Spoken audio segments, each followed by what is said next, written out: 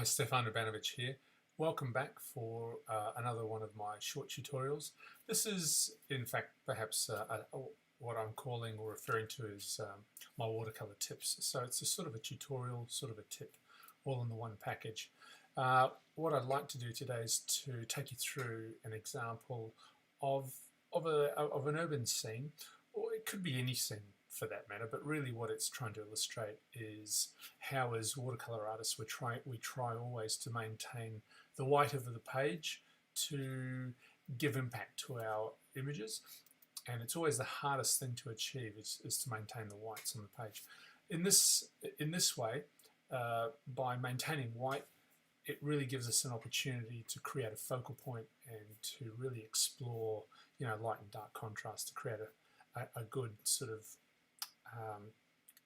centering and focaling of our the purpose of the painting, basically. So yeah, I've got a short amount of time. I'm thinking that it will probably take me a good 30 minutes to 40 minutes to perhaps paint this. It's really an example, so it's not going to be done to any nth degree, but I thought I'd give it a crack with you this evening in this session, and at least show you how I paint and maintain this particular part of the image, this focal point part of the image. It's sort of an interesting image. I'll transition and show you what I'm dealing with. So the image here on the bottom right is an image from Prague, and I've basically drawn it up quite quickly.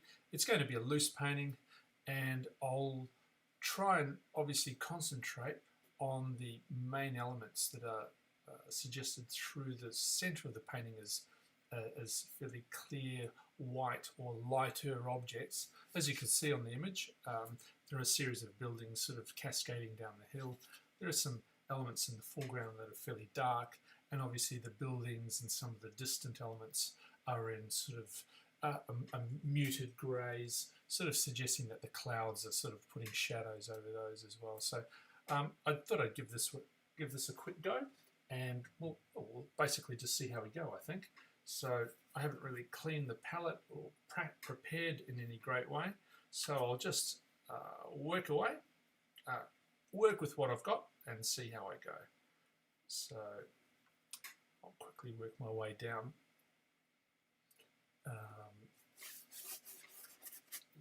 From above here.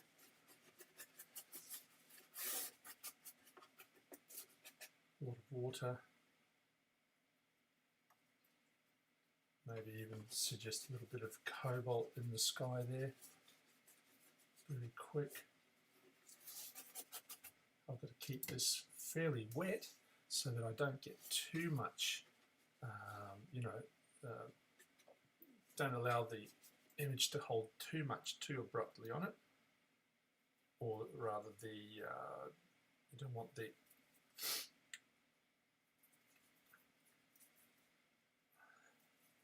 you want to try to make sure that you don't get too much of the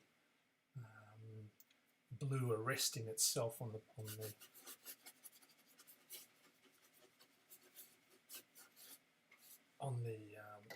and drying on me. So here we are. These are light purples.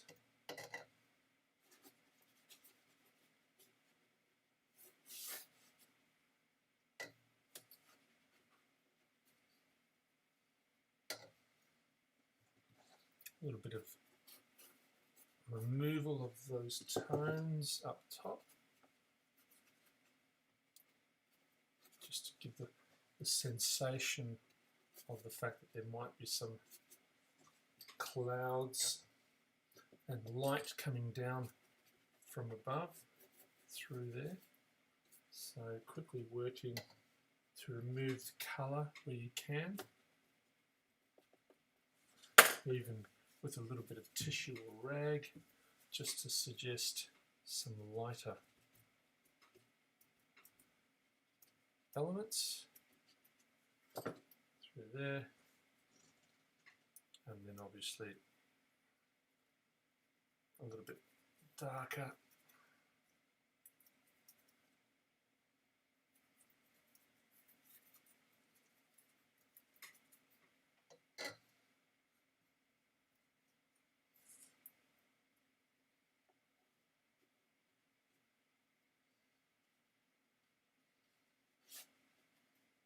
I have some distant buildings, and literally those distant buildings we can work in with just dry brush, really.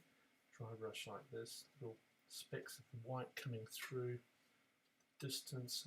I'm using this muted grey that allows me to just paint some of these distant characteristics of little bits of light hitting the buildings here and there.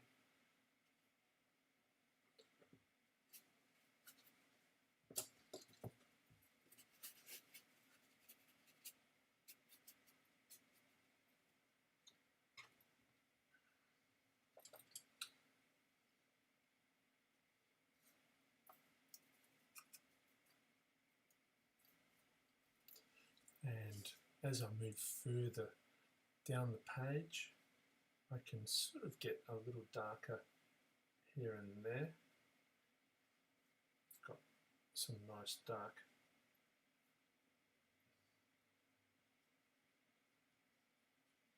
trees as I work my way down through the foreground. Also, I'm just going to be changing a little bit of tone here, a little bit of ochre, a little bit of grey ochre, as I just work my way through some of these warm buildings here in the middle, in the foreground, just to sort of suggest some of those warmer tones. Let's transition through here.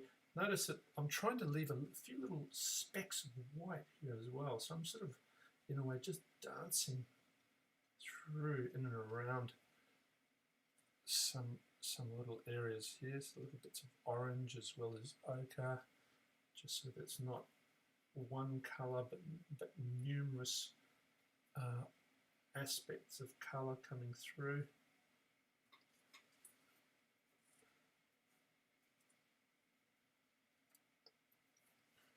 That's okay, a few there. Back to the lighter ochre with a touch of grey as I sort of work my way up through some of these other areas. It should be a little bit greyer than that. That's okay.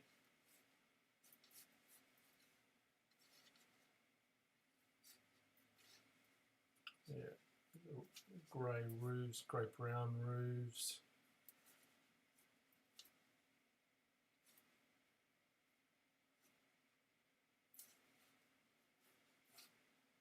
None of this is super accurate. It's just working with just what I have in terms of an image, and I probably picked it up about half an hour ago, maybe an hour ago. So I've really not had a lot of time to think about the image or how I'm really going to paint it. But very quickly, I thought I'd just give it a go and just work my way through it on the spur of the moment type basis, just to sort of get my hand in on doing these things sort of quickly.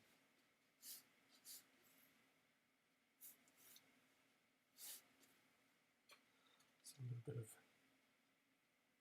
colour change up, and that's still wet, so I'll let that dry a little bit as I sort of work my way through these other areas. There's a little bit of darkness happening in here. Okay, through here like this, it's getting a little bit darker. A few more little tones. So it's really about how you hold the brush and work with the brush, the sort of stroke making you do, so that you're not really, wishy-washy everywhere, but you've got definitive strokes, and they don't have to be, complete strokes, but there's got to be some sort of semblance of rationale to them. So I think it's just part of sort of a palette of sort of your armament, or your the sort of the devices that you sort of use and get used to as a watercolor artist. So you're picking up sort of techniques all the time. A few little splashes, darker, lighter. This is now working my way into the foreground, so I've still got some fairly intense warm colours to paint, but you know, I'm still working with some wet on wets here in some parts. But as you can see, getting over to this area now is just quickly depositing some sort of warmish browns. There are some reds in there as well. But you can see that there's a dominance of this sort of the browny, dark browny colours over here. Browny greys, a bit more orange. And so I start to work my way.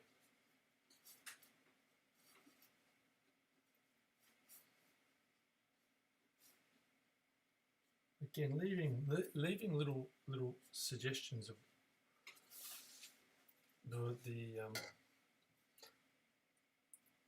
little suggestions of white here and there, a bit of orange maybe, just to warm it up a fraction, so that it's not just always a flat dark tone.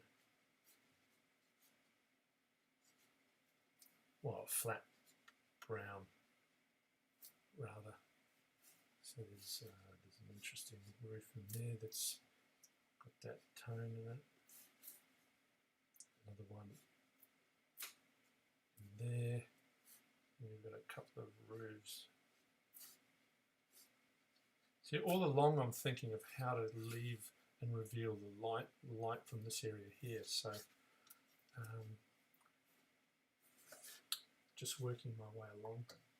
Might even just introduce a little bit of this yellow too. It's a very light wash, but just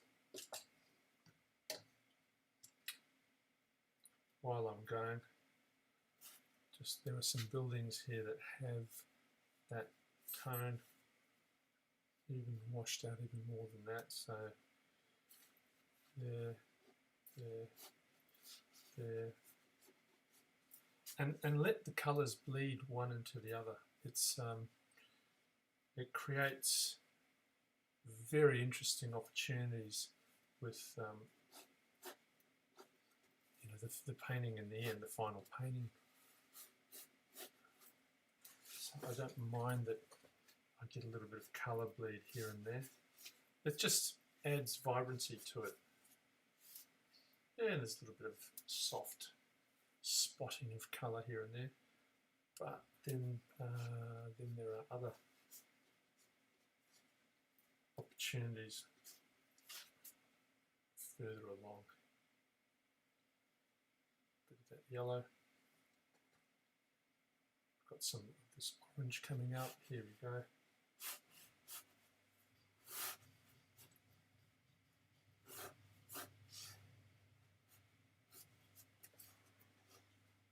Don't worry, some of this will get a little bit darker as we go.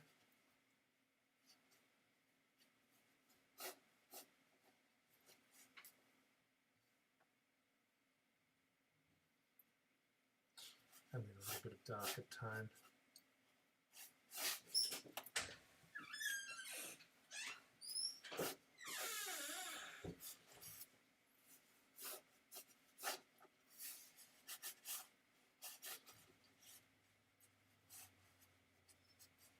Work our way through the foreground.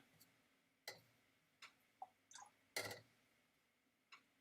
little bit of that yellow tone again, just down here. Just a little bit of that yellow over there.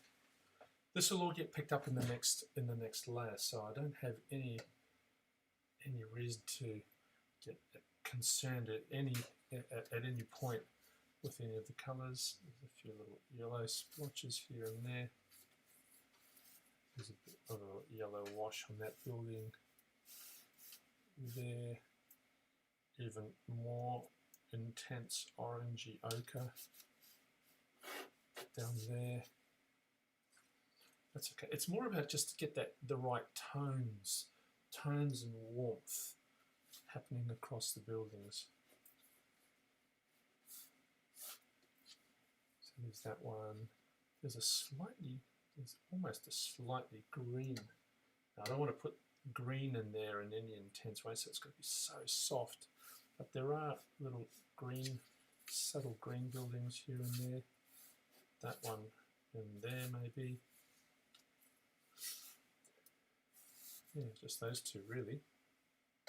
And then if I'm talking green, let's get some green in there. Green and ochre, give me this really rich, nice colour.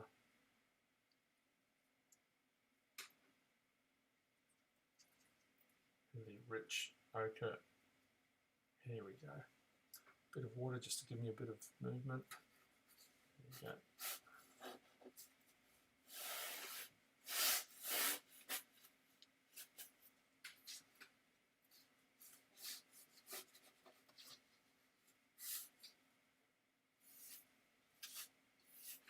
Some lines in this direction, and we've got some shadows, so let's get some shadows in there with some of these purple tones.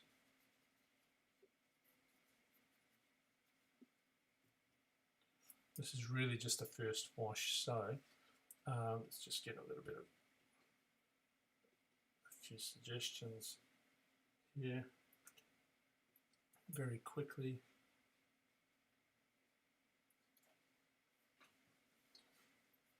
Yeah, very quickly, just a few quick suggestions. So I'm keeping this area very light at the moment. You can see that I've left it fairly light, very, very white in parts. Painting around. This is still a one-hit wonder.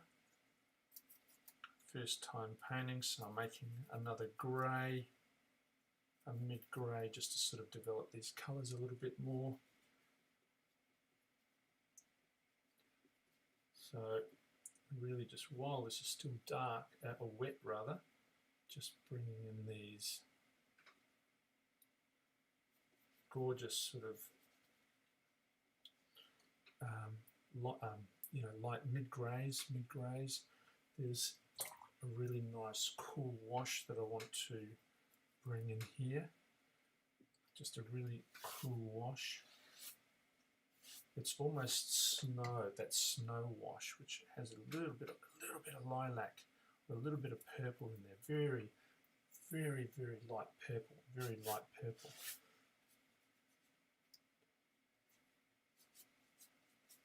It's like winter purple, if there's another word for it. A bit of winter purple, so there's a little bit of that through there.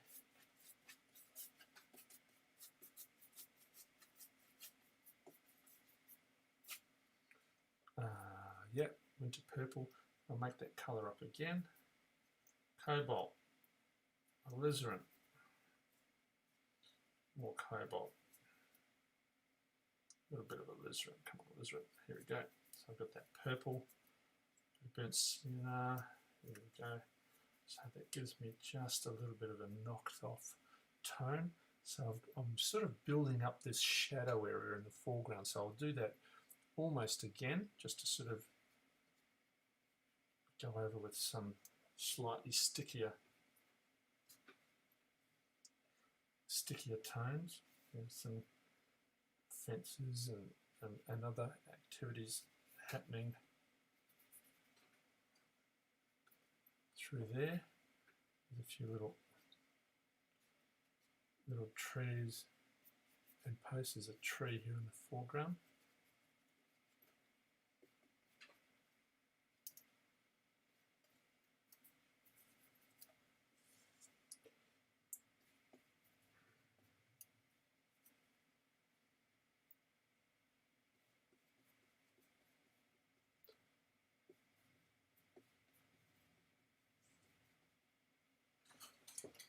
I just keep working this up, because essentially this mid-grey, as you can see, is going to develop into a much darker grey,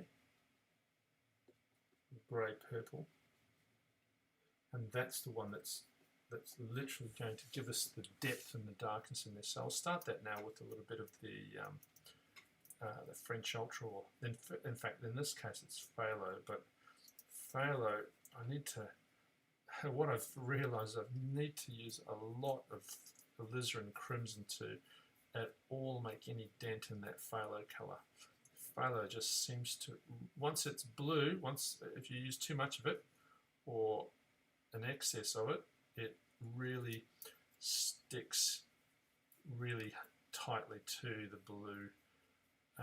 It's an intense blue, so to try and change that in any way, you've really got to be mixing hard with alizarin crimson and burnt sienna to get it anywhere off off the blue. So I think I've got it, but we'll see what happens. Here we go. So there's some darks in there.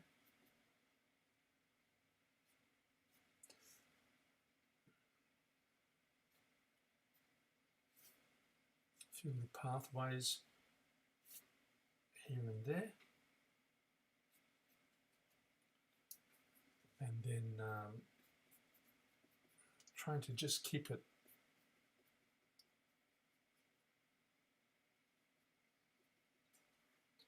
soft.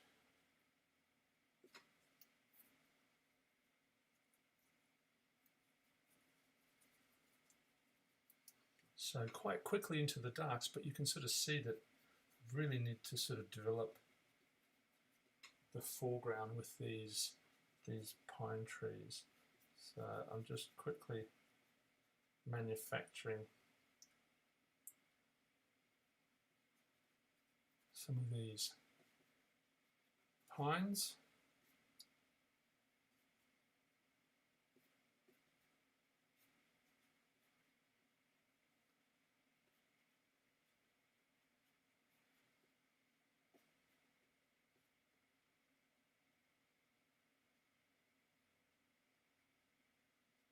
A few little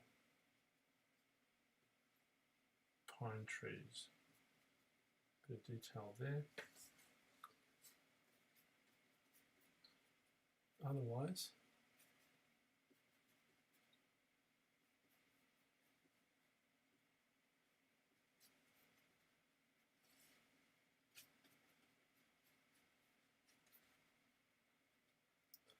like so.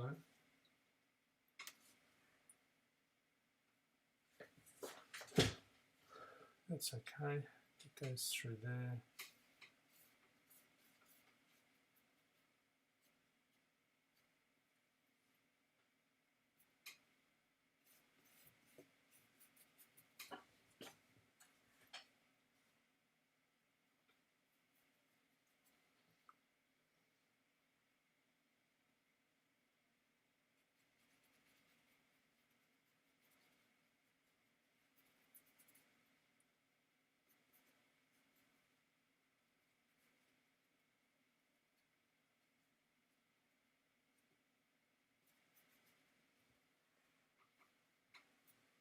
Yeah, so that's getting there. But anyway, so that's the foreground. What I need to achieve though are some of the elements now in the mid to background to give highlight to that middle ground. So as you can see in the image, got a little bit of work to pick up some of the elements to the rear of centre. So you've got the large building. We've got the large building here in the middle, and obviously, you know, there are some dark roofs and other things like that. Sort of that we need to darken up here. So let's just work our way.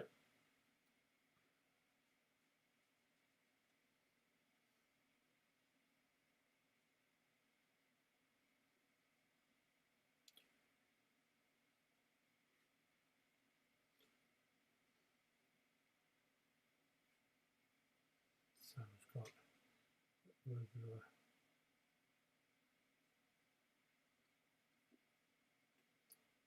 a tower.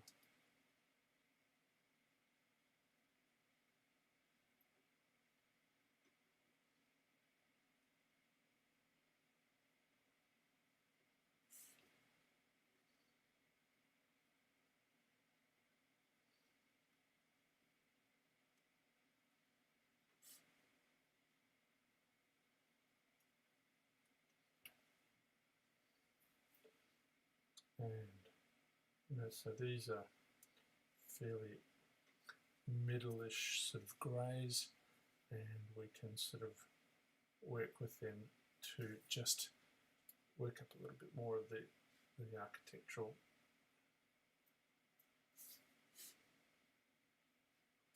elements. We have them in the distance, so there are some elements back there. We get some of the little blips of built form back there.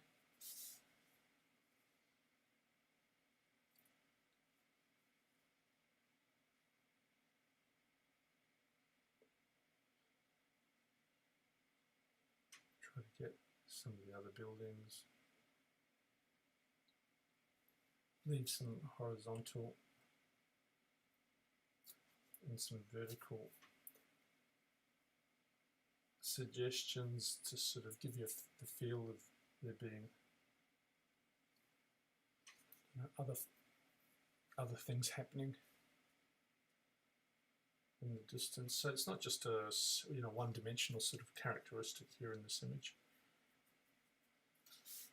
Then we leap almost into these. We've got some fairly intense vegetation on the side here.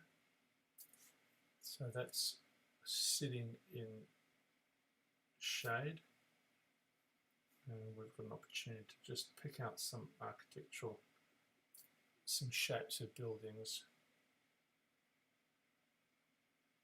in that mid-ground here. Now, if you're at all concerned, you can throw in a little bit of green and maybe a little bit of ochre just to add a little bit of warmth, and a bit of green just adds a tone of green to some of those dark areas, so that at least it feels like we're picking up a bit of vegetation. But otherwise, just sort of working with the landscape forms just to sort of give you some of the characteristics.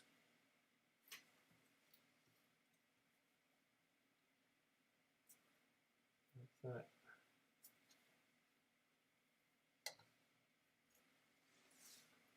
And so also there's some little in the middle, and I can just use that colour just to start picking up shadows and roof lines and edges behind buildings, behind building roofs, suggest elevations, maybe the odd window aperture. So it's really,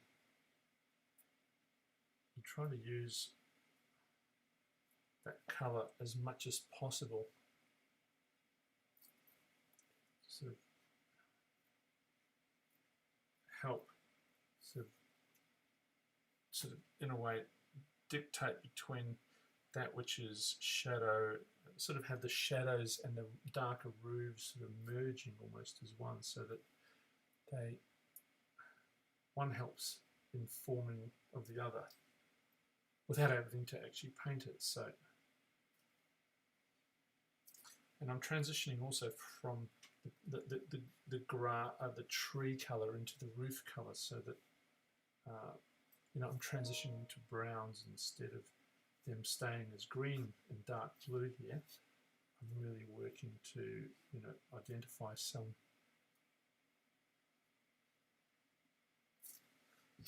of the brown roofs as I go. So here we are, we're sort of now just working there to get some of the building forms in. Now also along this way. So we still have some of the roof elements here that didn't quite get finished that first time, there's an opportunity to sort of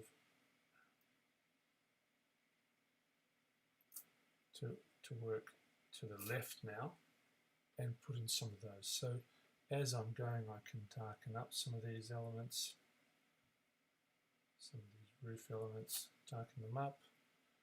Maybe there's a tower that I can darken. Is that it's still wet, so when it's still wet you can still throw a little bit of tone into the wet areas and let them sort of disperse and either hold or disperse into the colour.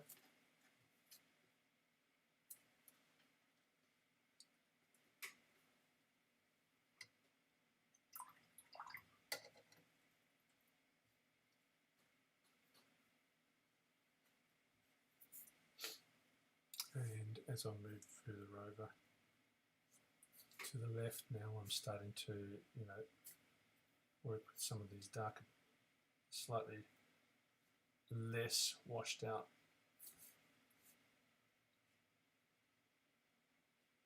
or more washed out colours as I move away from the centre there.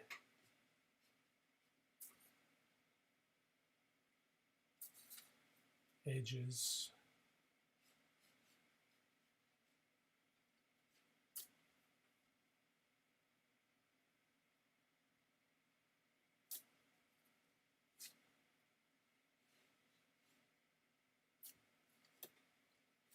That's okay. Getting there.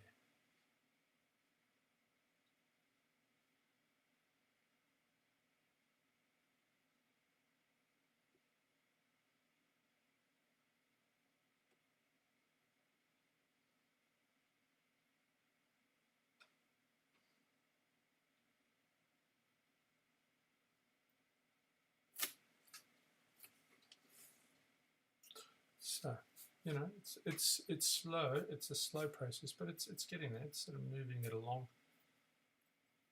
a little bit at a time, just changing.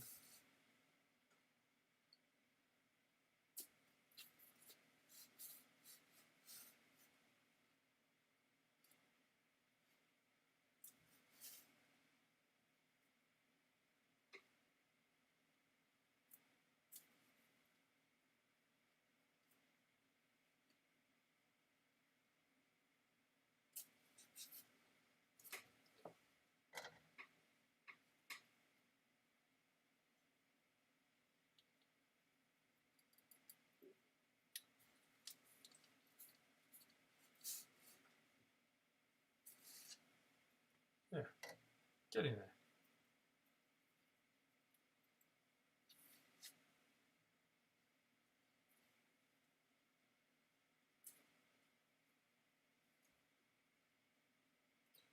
You can sneak in the shadows.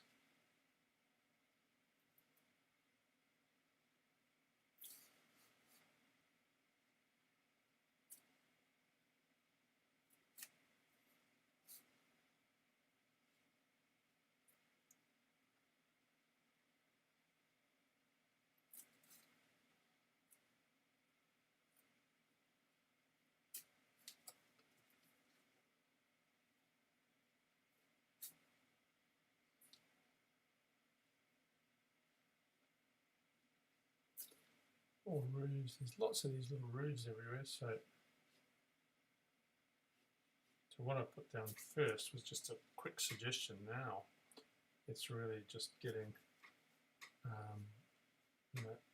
basically not so much overloaded, but it's really an abundance of these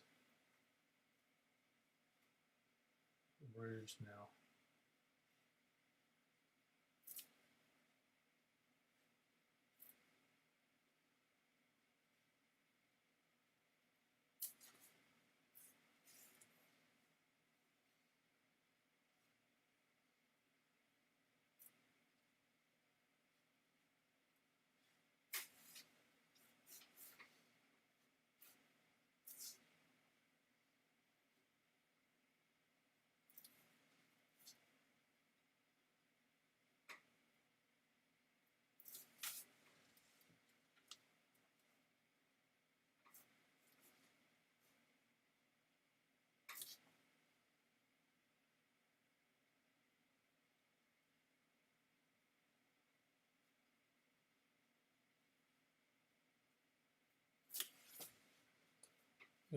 So working my way along.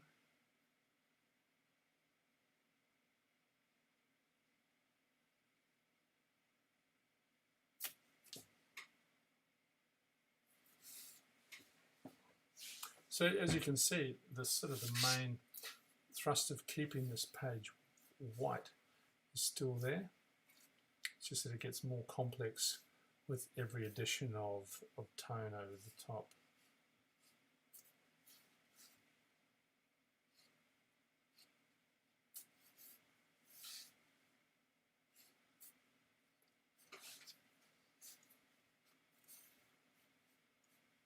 And it just gets overlaid and more overlaid.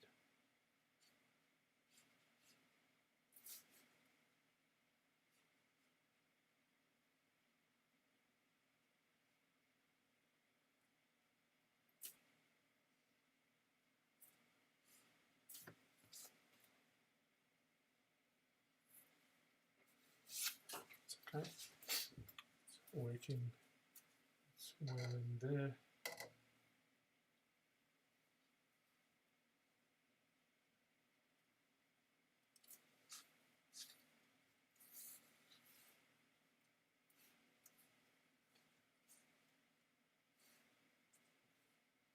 Mm-hmm.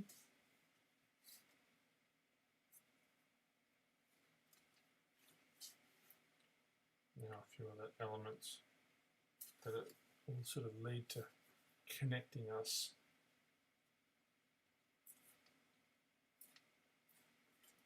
through bottom of the page.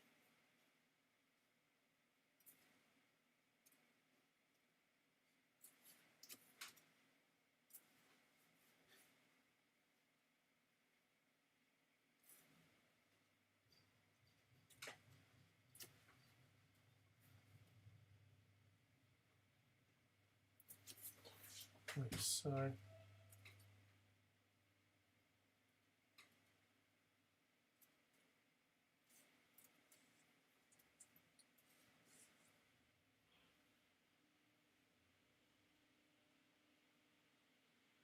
Just changing some tones also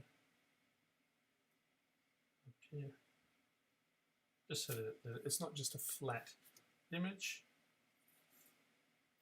Under that roof there, it's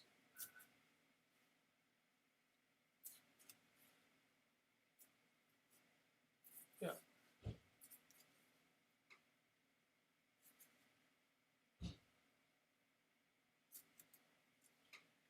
The tonal change there.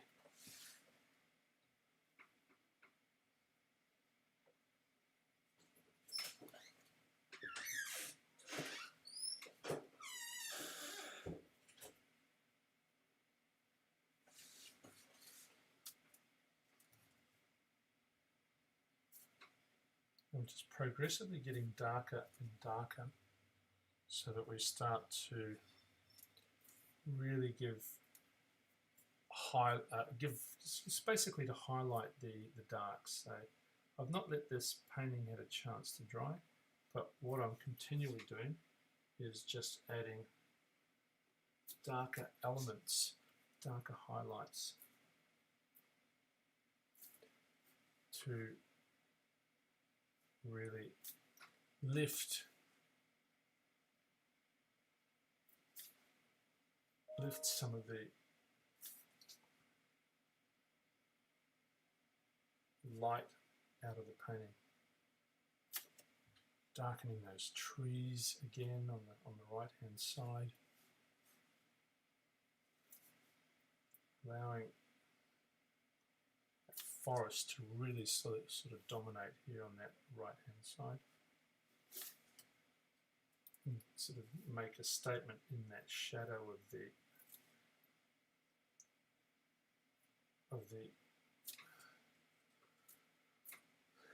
shadow of the clouds.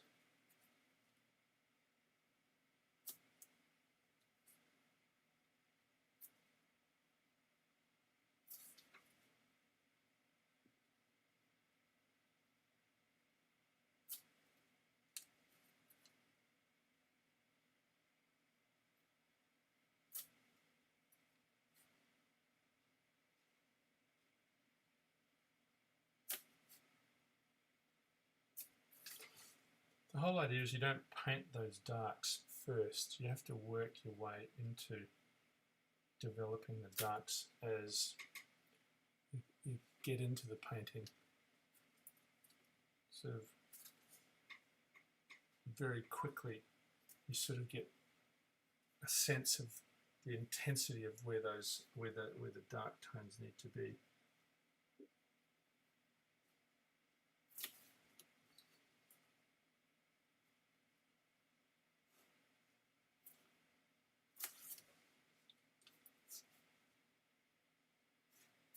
It's quick. It's a sort of quick. It's a slow build up.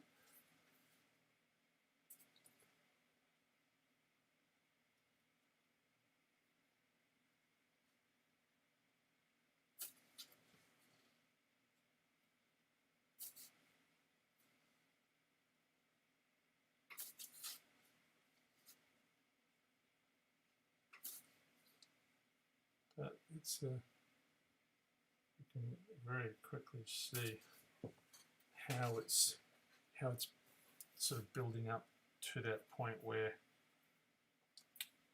we get to a point where it's enough and that's it. We don't touch it anymore.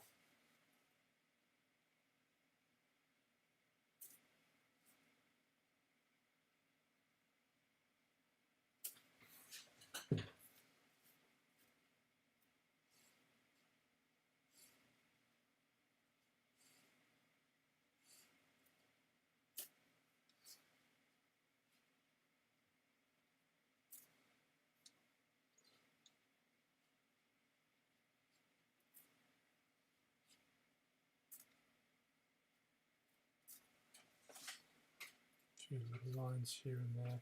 I mean, there are suggestions where we could sort of just play around with, windows.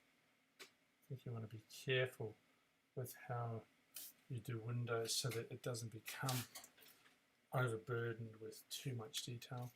It's just got to remain sort of, I suppose, fresh. Okay, so it's getting to a point where I don't want to do too much more to it, but I will take a very thin rigger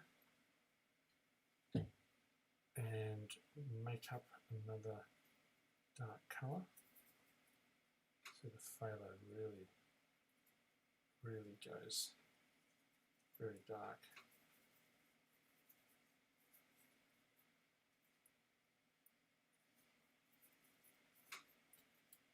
Yeah, a bit of burnt sienna. That mix. A little bit of water just for courage. Just add a bit more burnt sienna just so I've got some warmth to it. Otherwise it can go very messy, very dark, very quick. Some trees in the foreground.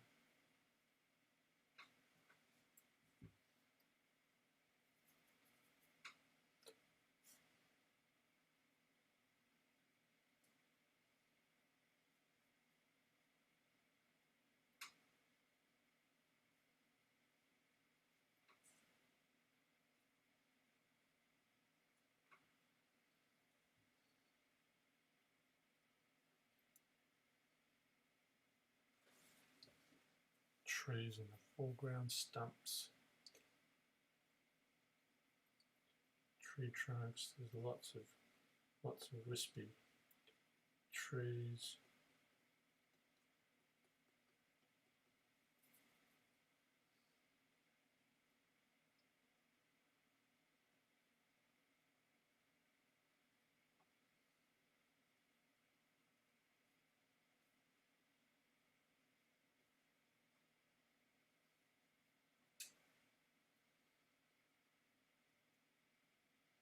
There.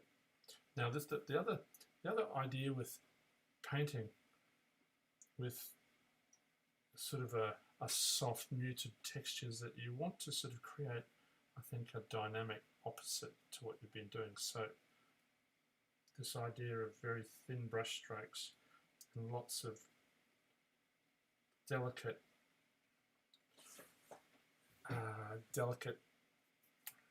almost like opposites, is really quite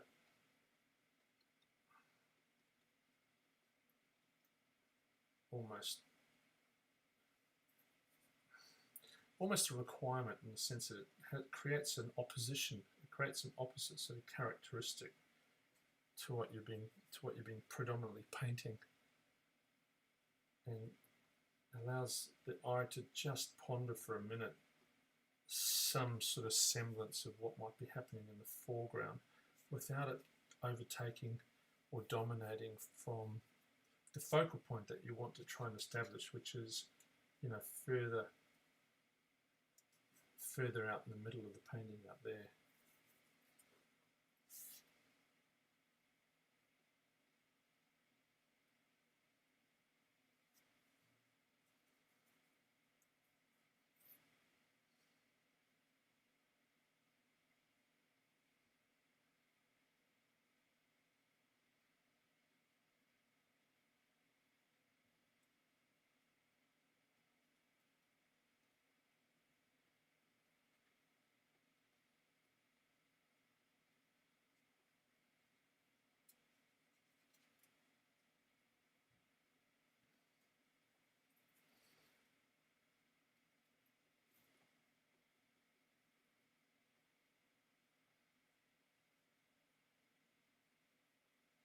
So that's sort of really what I'm just doing, is just playing with effectively the opposite characteristic of what's being sort of what we've been painting further in the elsewhere in the painting. So this is all along that tree line back here.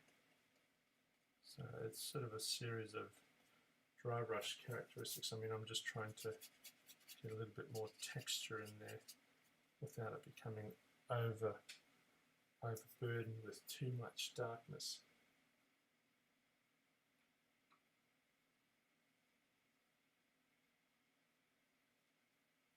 Pathways.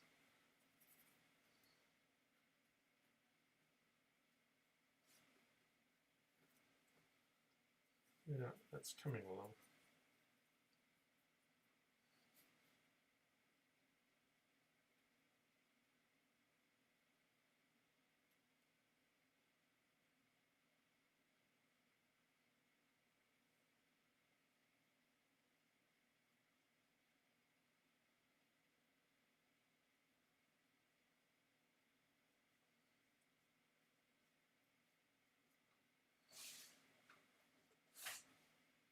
Yeah, that's getting there. Continuing to use this dark is really now just a case of, I suppose, to some degree, just working with some of the windows, not all of them, but almost just dry brushing them in. Just a suggestion.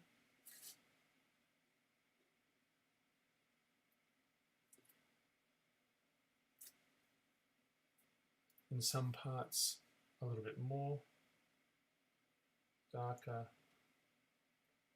more solid apertures.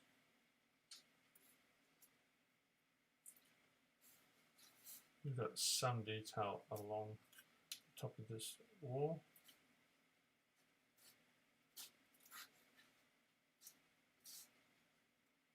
So that gives a little bit of character there.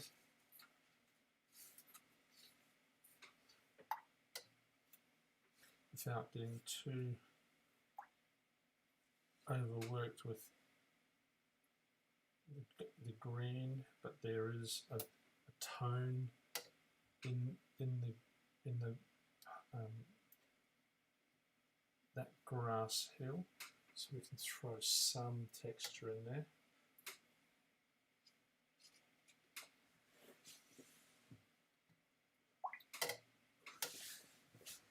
And a little bit of character on the side here by these buildings. Now again, it doesn't have to be accurate, but just a little bit of tone, some sort of extra element, as we've got some trees and some building forms over here. So, you know, it almost doesn't have to be, you know, that recognizable, but a bit of color there doesn't doesn't hurt.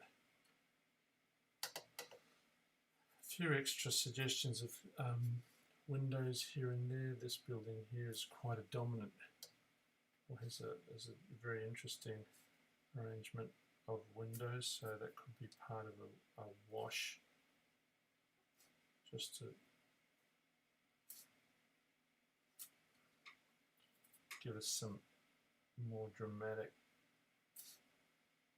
characteristic against the sun. There are some other elements in there we can pick up with maybe some lines like so.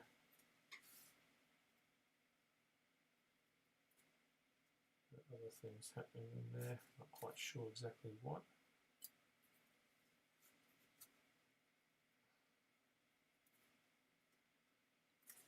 We can sort of suggest that like that. There are also some trees and some other elements along that walled perimeter wall there, and they come down over into this grassed area, so we can suggest that. So all of these strokes, brush strokes, are just suggested. There's nothing definitive about them. It's just the more provocative, the more suggestive. It just means that your eye is going to sit there and rest and go, oh, hang on, what's that? Oh, that's interesting. What's that?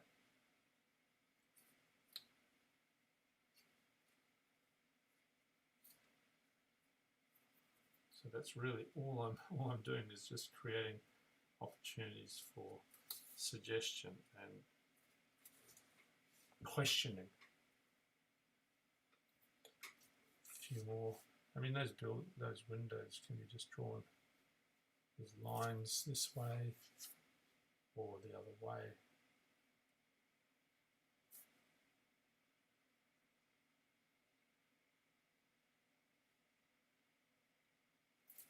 Like so.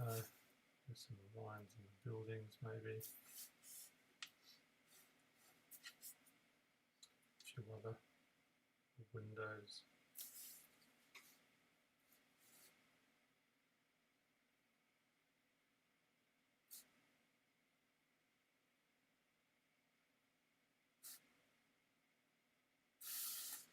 You know, it's a case of where do you stop and start always with these things. So.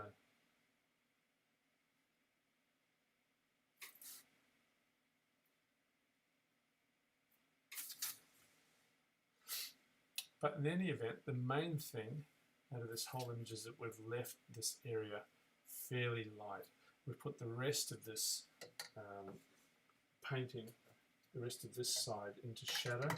And if you're still unsure about that shadow, by all means you can take one of these light purples, lighten it up even further by dropping water into it.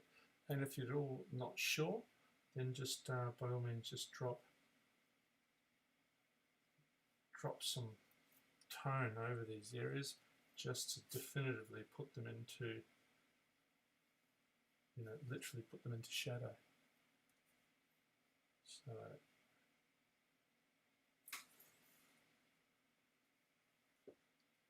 that generally does it.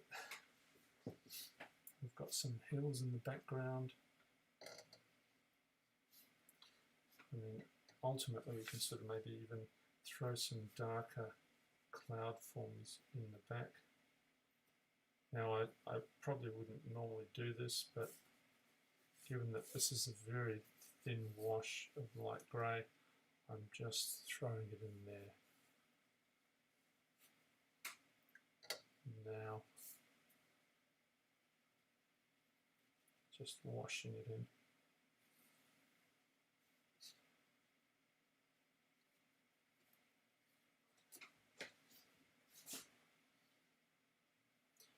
And anything further, I'm just going to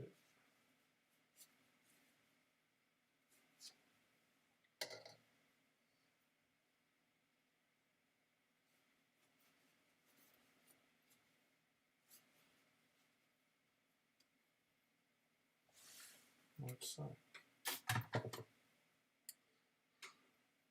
Now, if the foreground is too light, we have the opportunity to even darken that up if need be, just to sort of knock the foreground back.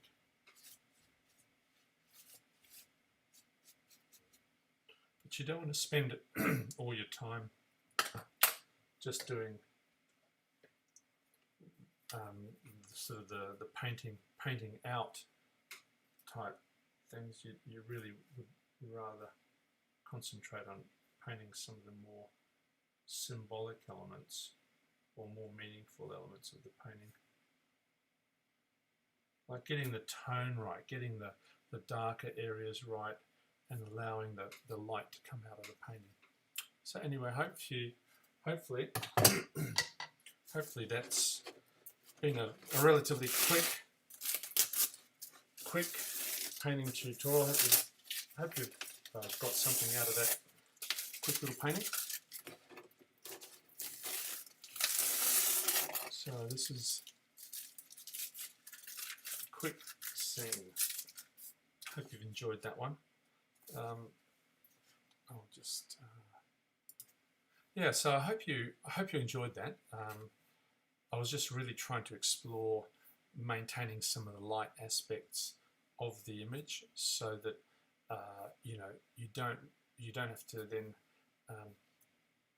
try to resolve the focal point of the painting by other means. So by allowing the light to stay abundant in the painting and then playing with your light-dark contrast, you really get an opportunity to play with the focal point of the image and subdue and knock back the other elements that you're not really wanting to focus on. And in fact, by subduing them and taking them out of focus and darkening them, or softening the way that you approach painting them, that quite often then effectively creates more emphasis around the focus.